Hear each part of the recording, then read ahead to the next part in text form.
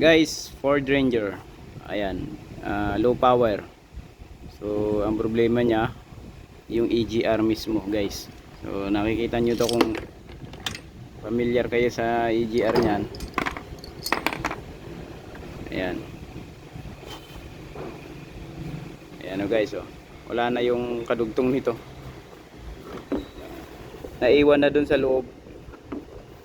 Ayan, tagal na siyang putol, oh. So, ito yung kadugtong niya.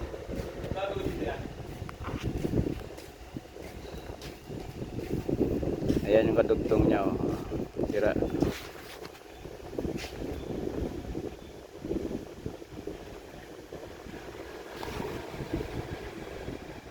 Kita nyo yan, guys.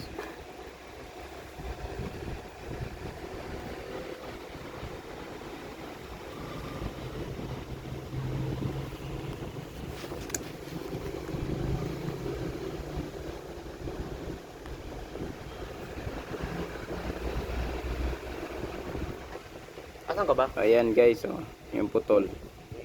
Tagal ng putol to kasi may ano dito sa gilid, ayun, oh.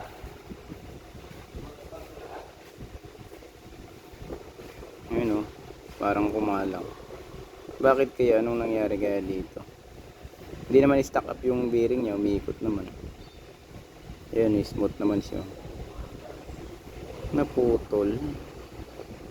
Lakas siguro gumamit ng may-ari nito. 100 plus pa lang yung ano nito, tinakbo niya.